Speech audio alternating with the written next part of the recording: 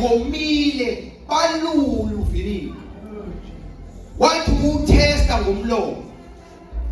mind you la ikhumbuzise ulimi lakhe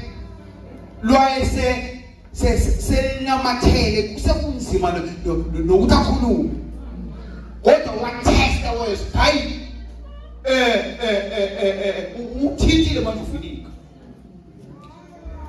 egameni lenkosi uJesu yapheleliswa indaba yokoma ngoba la kuchitheka lonke igazi ayenalo emzimbeni uJesu egameni elihle lenkosi uJesu wathi I tested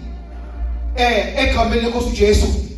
omele yonke into ngosuyicabanga omele imphefumulo ukuthi manje ngiyithengile imphefumulo kwegazi lakho qedile inkonzo manje